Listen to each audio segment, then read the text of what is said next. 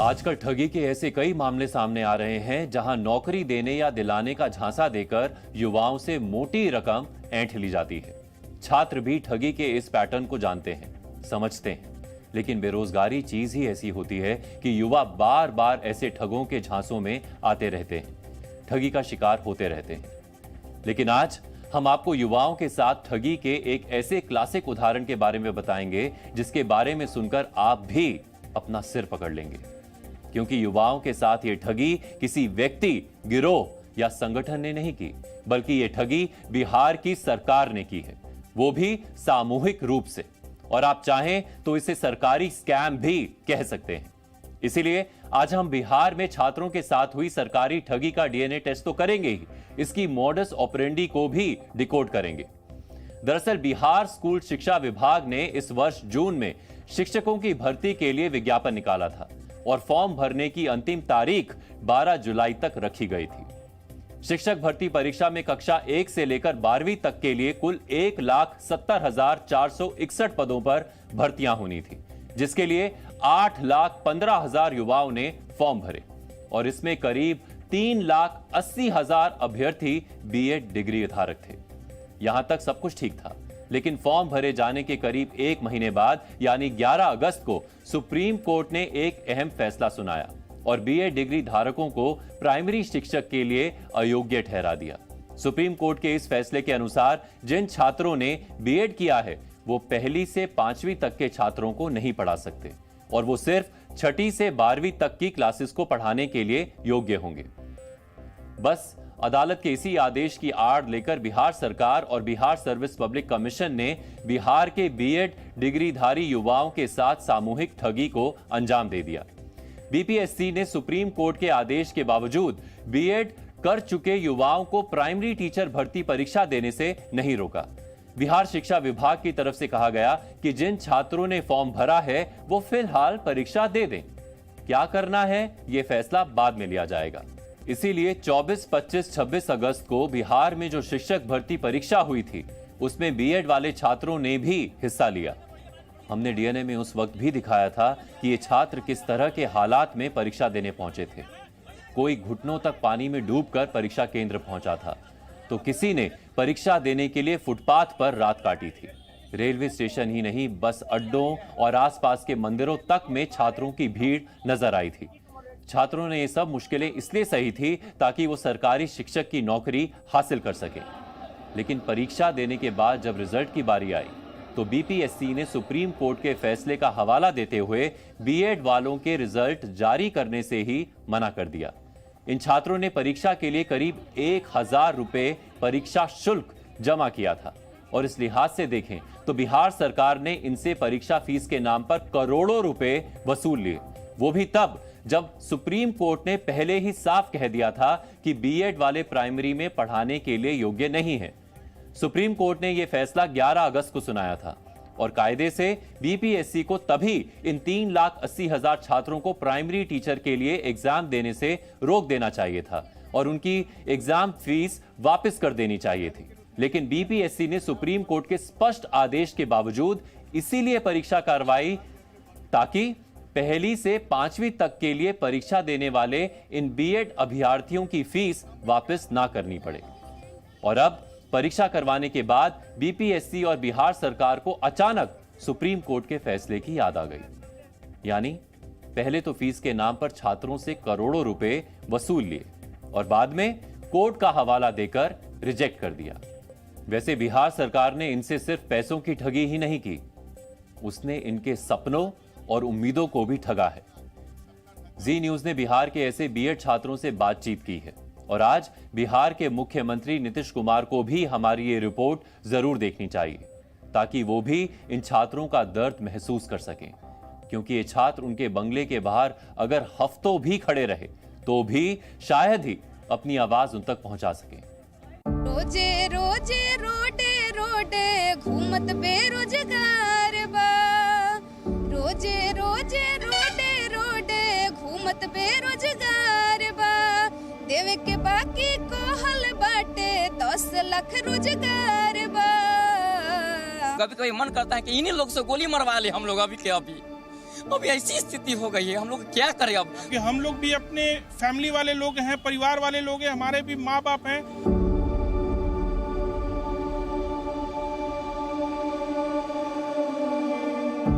गरीब आदमी है सर, ये कैसे कैसे दिक्कत से कर्ज लेके सर बीएड किए हैं और इतना मुश्किल से घर में पूरा कर्ज है, फिर भी सोचे कि पढ़ाई कर रहे हैं, अच्छा जॉब लग जाएगा, कर्ज सधा लेंगे। लग रहा है हम लोग यहाँ बिहार के है ही नहीं है, लग रहा है अफ्रीका से आ गए हैं, जैसे इन लोग मतलब उठा उठा फेंक दे रहे हैं।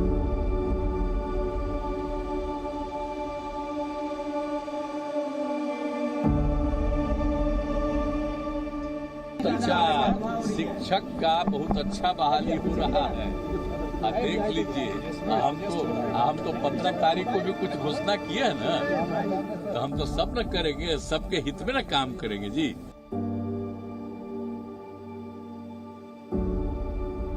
कोही तो के करा से दादाई बीएड को के जिंदगी तबाह बा, हम कोही तो के करा से दादा ई बीएड को के जिंदगी तबाह बा। एक गुजारिश है, हो सके तो इस गीत में आप इंटरटेनमेंट नहीं, इमोशंस देखिएगा, क्योंकि गाना गाने वाली निधि सोशल मीडिया स्टार नहीं, बिहार की बीएड धारी बेरोजगार है। निधि ने 2 वर्ष पहले बीएड किया था, इस उम्मीद के साथ कि किस्मत साथ रही तो एक दिन वो भी सरकारी शिक्षक बन जाएंगी। लेकिन उनके सपनों पर नीतीश सरकार ने पानी फेर दिया। सरकारी ठगी का शिकार निधि अब बीपीएससी दफ्तर के बाहर यही गाना गाती है, इस उम्मीद में कि कभी साहब लोग सुन ले तो शायद उनका कलेजा पसीज जाए। कोही तो के करा से दादाई बीएड को के जिंदगी तबाह बा, हम कोही तो के करा से दादा ई बीएड को के जिंदगी तबाह बा। जो बच्चे बीएड कर लिए तो उसमें उनका क्या दोष है? बेरोजगारी इस कदर है कि अगर बच्चा पढ़ भी लेता है तब भी आप फॉर्म डालेगा, और एक 1500 एक बच्चे के लिए मायने रखता है, एक फॉर्म भरने वालों के लिए उसका फीस था सर, और हम लोगों ने पेपर भी दिया, उसमें मार्क्स भी अच्छे हैं और हम लोग वहां से बाहर आ गए। लेकिन मासूम निधि नहीं जानती कि अंदर बैठे लोगों की चमड़ी इतनी मोटी है कि ऐसे गीत, आंसुओं या फिर आहों का उन पर कोई असर नहीं होता। वैशाली के सौरभ कुमार निधि की तरह गाकर दर्द बयां नहीं कर सकते, तो वो काम उनकी आंखों ने कर दिया। सवाल पूछा तो दर्द, झल्लाहट और गुस्सा, बेबसी सब एक साथ आंसुओं की शक्ल में कैमरे तक पहुंच गए। हमारा जो सेंटर मिला था शिवहर में, वो प्रोजेक्ट बालिका वार्ड नंबर 15 मिला, जिसमें हम लोग इतना पानी था, करीब कमर भर पानी था, उसको हाफ पैंट पहन करके हम लोग उस कमर पानी को पास करके गए और आगे जाकर हम लोग एग्जाम देने गए। आज बताइए हम लोग को क्या दशा हो गया, मन करता है कि जान दे दे, कभी कभी मन करता है कि इन्हीं लोग से गोली मरवा ले हम लोग अभी के अभी। अभी ऐसी स्थिति हो गई है, हम लोग क्या करें अब? कभी कभी अभी कहें इनको या तो आप हमको मार दीजिए, और तो नीतीश कुमार से कई ऑर्डर लेवा करके हम लिख देते हैं सादा कागज, आप हमको मार दीजिए। अभी हमारे मेरे पास है इधर सादा कागज, हम लिख देते हैं, मार दें हम लोग कई लोग, हम लोग ये चाहते हैं। और कोई उपाय नहीं दिख रहा है हमको, और सब जगह जाते हैं, अगर वहाँ पर बोर्ड ऑफिस में गए हैं तो हमको एक लाइन वहाँ पर सचिव जी बोल दिए हैं, हम आपको एहसान कर रहे हैं, थोड़ा सा मिल करके 10 सेकेंड मिल करके एहसान कर देते हैं। इस लिस्ट में निधि या सौरभ अकेले नहीं है। बिहार सरकार और बीपीएससी ने उनके जैसे 3,80,000 छात्रों के साथ सामूहिक ठगी की है। आप चाहें तो इसे सिस्टम की संगठित धोखाधड़ी कह सकते हैं।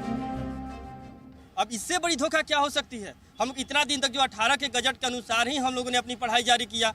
जब हम लोग पढ़ाई जारी किया तो 11 तक जो है जजमेंट ये जो आया हुआ है, इससे पहले हम लोग साथ इंसाफ होना चाहिए। आप तो हम लोग कहीं कभी नहीं छोड़े। हमारे साथ बीएड के वो बच्चे हैं जिन बच्चों ने 24, 25 और 26 अगस्त को पटना में परीक्षा दिया था, पूरे बिहार में एग्जाम दिया था, जिनकी संख्या लगभग 8 लाख थी। लेकिन ये वो बच्चे हैं जो 1 to 5 में अप्लीकेबल थे, जिन्होंने अप्लाई किया था और इनके परीक्षा ली गई थी। ये सारे बीएड पास बच्चे हैं। लेकिन जब 11 अगस्त को सुप्रीम कोर्ट ने यह डिसीजन दे दिया कि बीएड के बच्चे 1 to 5 क्लास के लिए कहीं से भी अप्लीकेबल नहीं हैं, उनकी पात्रता बाध्य नहीं होगी, उसके बावजूद बीपीएससी ने इन सब से एग्जाम लिया और इनसे 1000 के आसपास शुल्क लिए परीक्षा के, लेकिन इनको रोका नहीं सुप्रीम कोर्ट के आदेश के बाद। और बावजूद ये बच्चे जितने हैं यहाँ पर, आप मेरे साथ देख सकते हैं, ये सारे लड़के रेलवे स्टेशन पर सो करके, पार्कों में रह करके, बस स्टैंड पर रह करके इन्होंने परीक्षाएं दी और बीपीएससी के धोखाधड़ी के शिकार हो गए। इन छात्रों को किसी संगठन, संस्थान या किसी व्यक्ति ने धोखा दिया होता तो शायद ये सरकार से इंसाफ की गुहार लगाता, लेकिन जब सरकार ही ठगी पर उतर आए तो ये किससे गुहार लगाए? कुछ बचा ही नहीं है। अब हम लोग तो 1 to 5 से भी बाहर निकल गए, उसके बाद बचा STET, उससे भी हम लोग को बाहर कर दिया गया, बिना युद्ध लड़े पहले ही भगा दिया गया। अब क्या बचा हम लोग पास? कुछ तो बचा नहीं है।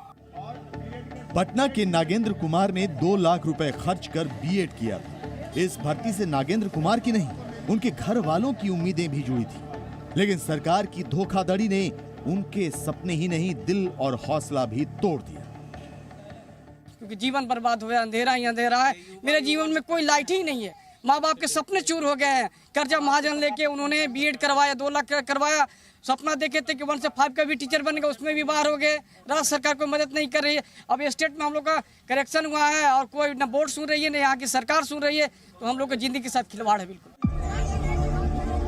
बीपीएससी ने टीचर्स की भर्ती के लिए 24, 25 और 26 अगस्त को परीक्षा आयोजित की थी। ये परीक्षाएं पहली से लेकर 12वीं कक्षा तक के शिक्षकों के लिए थी। 3,80,000 बीएड धारी परीक्षार्थी भी इन एग्जाम्स में शामिल हुए थे। सरकारी नौकरी की चाह में कोई घुटनों तक पानी में डूबकर परीक्षा केंद्र पहुंचा था, तो किसी ने फुटपाथ और रेलवे स्टेशनों में रात गुजारकर परीक्षा दी थी। रेलवे स्टेशन के पास और बस अड्डा था, उसके सर चौक चौराहे के पास हम लोग अपना रात काटकर एग्जामिनेशन में सर हम लोग शामिल हुए थे, एग्जामिनेशन दिए थे। बीपीएससी के द्वारा धोखाधड़ी किया गया। अगर हाईकोर्ट जो है पहले ही ऑलरेडी बोल दिया था कि बीएड को शामिल नहीं किया जाता, तो हम लोग से एग्जामिनेशन नहीं ले जाता और हम लोग का सर जो पैसा लगा तो रिटर्न कर देते गवर्नमेंट, लेकिन ये भी नहीं हुआ और हम लोग के साथ बहुत बड़ी धोखाधड़ी हुआ। नोटिफिकेशन में तो हम लोग एलिजिबल थे, इसलिए हम लोगों ने फॉर्म भरा। अब फ्यूचर तो एकदम डार्क में हम लोग को दिखाई दे रहा है। बहुत ज्यादा धोखा है सर, वो भी बीएड धारी को लोगों के साथ इतना बड़ा धोखाधड़ी नहीं होती। नौकरी मिल जाती तो ये तमाम तकलीफें शायद कबूल भी हो जाती, लेकिन ये तो तकलीफों की शुरुआत भर थी, क्योंकि बिहार सरकार और शिक्षा बोर्ड ने तो पहले से ही कुछ और तय कर रखा था। करेक्शन की बारी आई। हम लोग देखिए, जैसे फिजिक्स, केमिस्ट्री, मैथ है, मैं अपने आप साइंस भरा हूँ, ठीक है, और मेरा एडमिट कार्ड पर आ गया मैथ। अब बताइए, हम मैथ का एग्जाम देते हैं आज और फिर अगले बार मान लो क्वालिफाई कर जाएंगे, कोई डाउट नहीं, बट जब हम बीपीएससी में डॉक्यूमेंट वेरिफिकेशन के लिए जाएंगे तो मुझे डिस्क्वालीफाई कर देंगे, तो क्या फायदा हुआ सर हम लोग का? हम लोग STET का जो एग्जाम के लिए ये अपीयरिंग के लिए हम लोग डाले थे, तो सब्जेक्ट हम लोगों का मैथ होना था और साइंस हो गया है। सर्वर बहुत प्रॉब्लम चल रहा था, बहुत डाउन था, तो हम लोगों ने अप्लाई कुछ किया और कुछ हो गया है। भविष्य क्या हुआ आपका? भविष्य तो दिख ही रहा है आपको। ये बिहार के वो युवा हैं जिन्हें पहले सरकार ने सरकारी नौकरी के सपने दिखाए, भर्तियां निकाली, फॉर्म भरने के नाम पर मोटी फीस वसूली, और जब रिजल्ट की बारी आई तो सुप्रीम कोर्ट का हवाला देकर उन्हें रिजेक्ट कर दिया। नागेंद्र कुमार हो, हम्बल जैदी हो, रणधीर कुमार हो या फिर सोनू, इन सब के कहने का अंदाज भले ही अलग हो, कहानियां एक जैसी हैं। सभी को सरकार ने साजिश के साथ ठगा है, वो भी खुलेआम। देखिए, ये सारे बच्चे हैं, इनका दर्द ये है कि इन्होंने परीक्षा दिया, फॉर्म के पैसे भरे और बावजूद इनको पहले सुप्रीम कोर्ट के आदेश के बाद एलिजिबल नहीं माना गया। इनको ये कहा गया कि आप उसके लिए उपयुक्त नहीं हैं, और उसके बाद जब ये STET एग्ज़ाम दिए, इसलिए कि अब जो वैकेंसी आएगी उसमें ये 1 to 5 में अप्लीकेबल हो सके, इनको मान्यता मिल सके, लेकिन उस समय भी इनके सब्जेक्ट के साथ खिलवाड़ कर दिया गया। और ये सारे बच्चे अब दर दर के लिए भटक रहे हैं, सड़कों पे घूम रहे हैं, लोगों के आगे हाथ जोड़ रहे हैं कि इनकी शिकायत या इनके जो बात है वो कोई सुन ले, लेकिन कोई सुनने को तैयार नहीं। कैमरामैन शहनवाज के साथ प्रशांत झा, जी मीडिया, पटना। ये रिपोर्ट दिखाने का हमारा मकसद था कि आप भी इन छात्रों का दर्द महसूस कर सकें, क्योंकि सिस्टम की चमड़ी तो इतनी मोटी हो चुकी है कि उस पर शायद ही ऐसी अपीलों का कोई असर होता हो। वैसे बिहार की एक सच्चाई और भी है। केंद्र सरकार की तरफ से संसद में दी गई जानकारी के अनुसार वर्ष 2020 से लेकर वर्ष 2022 तक के देश के लगभग सभी राज्यों में शिक्षकों की लाखों पोस्ट खाली रह गई थी, यानी इन पदों पर किसी की भर्ती ही नहीं हुई और बिहार इसमें सबसे ऊपर है। आंकड़ों के अनुसार बिहार में वर्ष 2022-23 में कक्षा 1 से लेकर 8 तक के शिक्षकों की 1,87,209 पद खाली थे। यह हाल तब है जबकि बिहार में छात्रों और शिक्षकों के बीच का अनुपात सबसे खराब है और वहां 50 से 60 छात्रों के बीच सिर्फ एक ही टीचर है। यानी एक तरफ तो बिहार में टीचर्स की भारी कमी है, जबकि दूसरी तरफ बीएड वाले लाखों छात्र वैकेंसी का इंतजार कर रहे हैं। उनका यह इंतजार कब खत्म होगा कोई नहीं जानता, क्योंकि जिस सरकार को जवाब देना है वो तो उन्हें पहले ही थक चुकी है। G20 समिट के लिए दिल्ली को जिस तरह दुल्हन की तरह सजाया